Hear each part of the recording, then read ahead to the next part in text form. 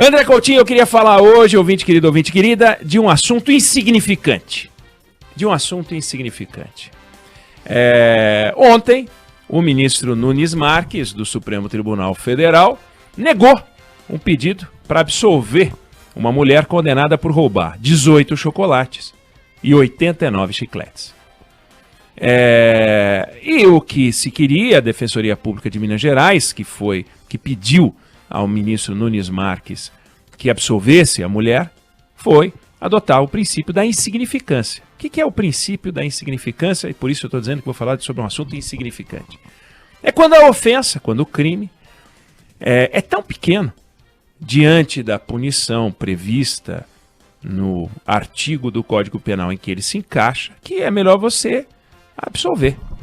E o ministro Nunes Marques, diante desse caso, a mulher furtou 18 chocolates e 89 chicletes, ele falou, não, desculpa, envolveu mais de uma pessoa, então não é uma coisa, ela organizou aquilo, então não vou aceitar o princípio da insignificância. Veja, esse fato aconteceu em 2013,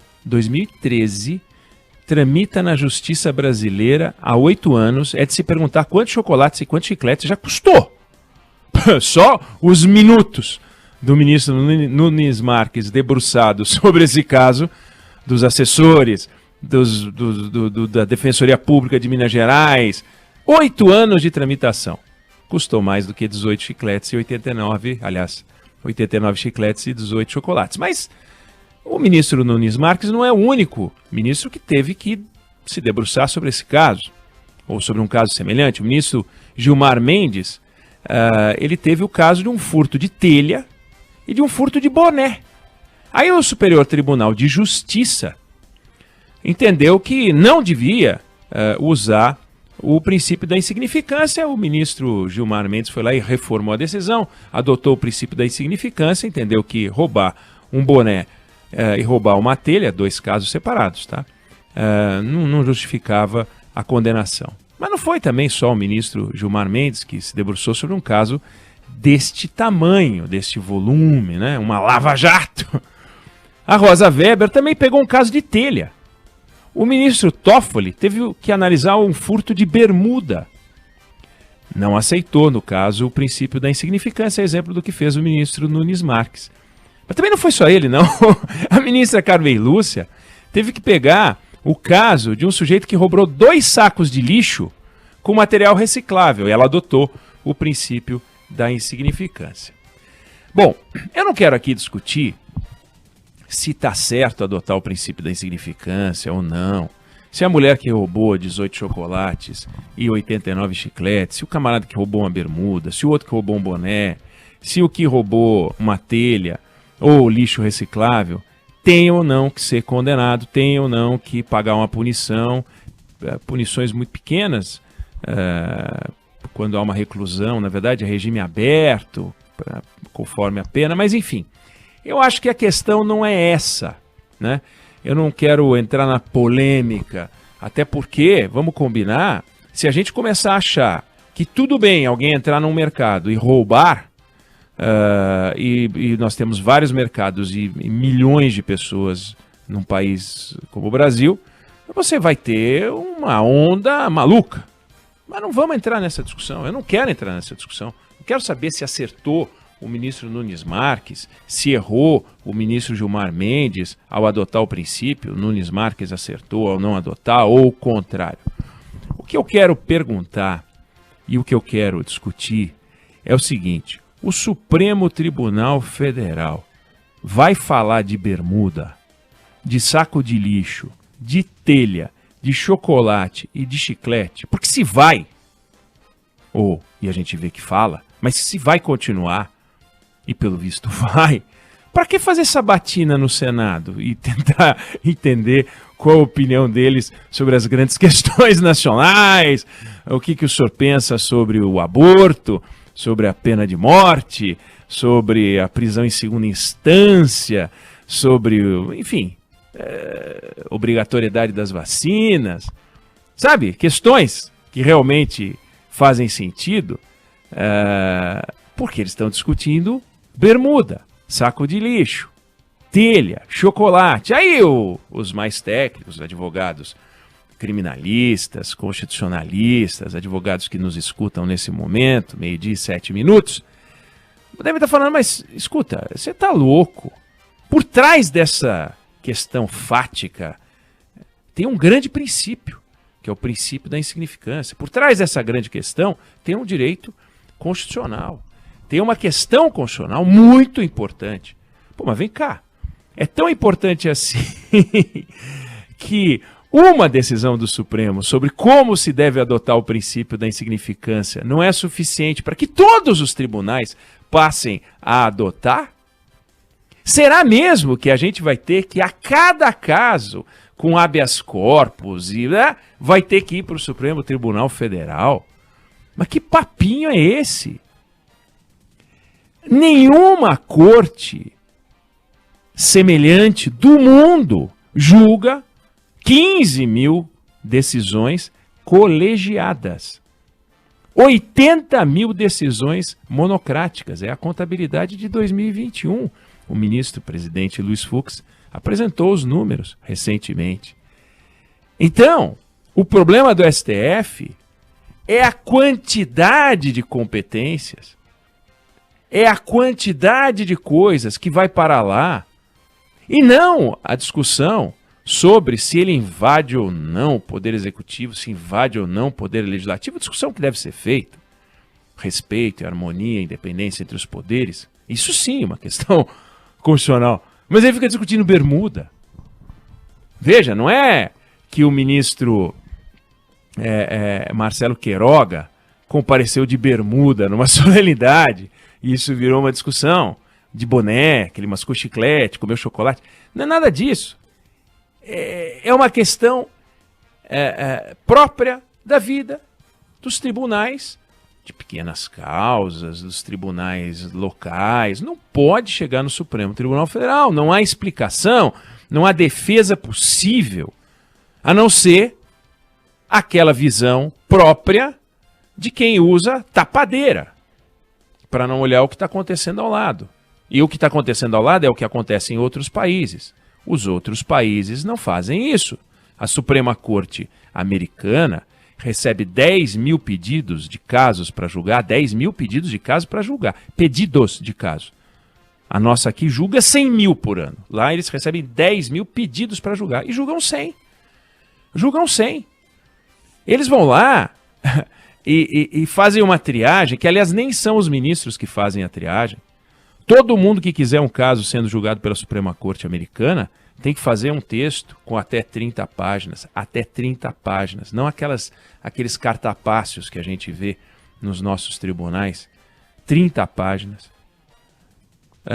Do qual surge um pequeno resumo que é entregue aos ministros por assessores que recomendam. Esse aqui convém a gente pensar em discutir. Se 4 ministros dos 9, lá são 9, aqui tem 11, podia ter 9 aqui também. Lá são 320 milhões de habitantes, aqui são 210. A gente tem 11 ministros do Supremo. Já tivemos 16, mas podia ter 9 também, não ia fazer a menor diferença.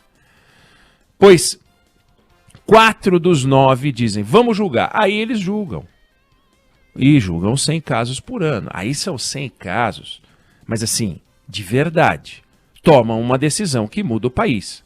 Agora, o que muda no Brasil se uma pessoa que roubou 18 chocolates e 89 chicletes, uma bermuda e um boné, vão ou não ser beneficiados pelo princípio da insignificância?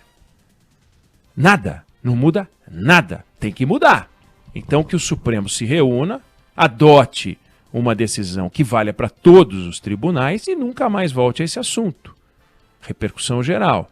Mas no Brasil é tudo muito complicado. Até quando tem repercussão geral, os juízes podem julgar de outra forma. E quando bate no Supremo, como o Supremo havia decidido anteriormente, o Supremo decide de novo. A não ser quando, por exemplo, aconteceu a prisão em segunda instância, que eles conseguiram o feito de, em 2 ocasiões, se debruçar sobre o caso e tomar decisões contrárias uma da outra. Não faz o menor sentido, não tem o menor cabimento. Então, na medida em que, ou no momento em que você tem ministros sendo chamados a perder seu tempo com questiúnculas, e me perdoe os envolvidos nesses casos que eu cito, todos têm direito à justiça, mas tem justiça suficiente no Brasil sem passar pelo Supremo Tribunal Federal. O Supremo Tribunal Federal são 11 pessoas que devem se debruçar sobre as grandes questões nacionais. Pequenas questões individuais devem ser resolvidas em outras esferas. Se a gente não proteger a principal esfera que emana as orientações para todo o Poder Judiciário e entulhar esse tribunal com bonés e bermudas, nós estamos fritos. E nós estamos fritos. E uma das razões pelas quais o Poder Judiciário não funciona de acordo é isso. Temos o Poder Judiciário entupido com centenas de milhões de processos, os tribunais fazendo o que não devem, o STJ fazendo o que não deve, o STF fazendo o que não deve, o STJ devia ser a última instância, aí tem a instância do Supremo Tribunal Federal. Não dá para roubo de galo, briga de galo, roubo de porco, e já aconteceu, pão de queijo estragado. Teve o caso de um pão de queijo estragado. Teve um caso de uma pleno, o plenário do Supremo Tribunal Federal se reuniu para discutir se o supermercado tinha ou não que ter embalador. E a certa altura, o ministro Lewandowski, no meio do seu voto, comentou que era importante ter embalador. Como faz uma senhora idosa para tentar colocar suas compras? E ele citou um caso pessoal. Outro dia eu estava na fila e vi uma senhora, vi a dificuldade dela, sem a ajuda de embalador. Dá vontade de levantar o dedo e falar: ministro Lewandowski, por que o senhor não foi lá e ajudou? Ajuda! Vai lá e ajuda! Mas não. Então, não vou nem discutir a estrutura de mordomia, né? Eu não vou nem discutir o Poder Judiciário com 2 meses de férias por ano. Não vou nem discutir os pagamentos absurdos que vários juízes recebem. 400 mil reais num determinado mês a título de sei lá o quê. Eles encontram um jeito de receber bolotas de grana. E recebem. Não vou discutir que os ministros do Supremo Tribunal Federal, cada qual tem um capinha, que coloca a capinha nele, puxa a cadeira para ele. Não vou nem discutir o fato de que um ministro do Supremo pode levantar e pegar o próprio café. Não vamos discutir isso. Isso é insignificante também. Vamos deixar.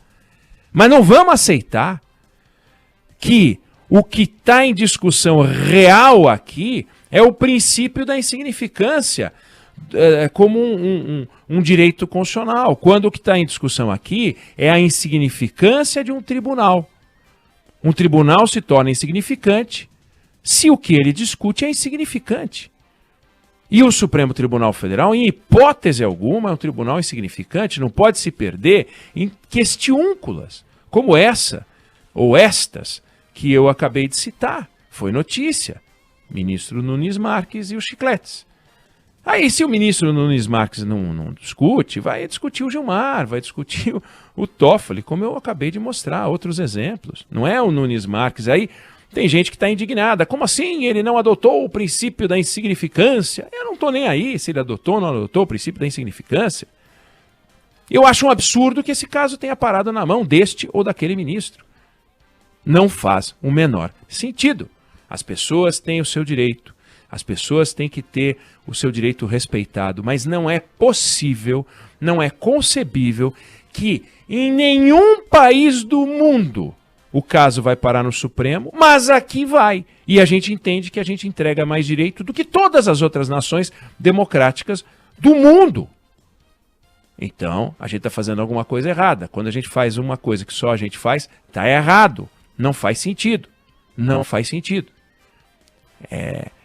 Para pensar, ou o Supremo Tribunal Federal começa a discutir suas atribuições e o Congresso Nacional, que é quem faz as leis, começa a discutir as atribuições do Supremo Tribunal Federal, olhando a Constituição brasileira e pensando em ajustes severos, para que o Supremo Tribunal Federal cada vez mais discuta apenas e tão somente aquilo que interessa ao Brasil.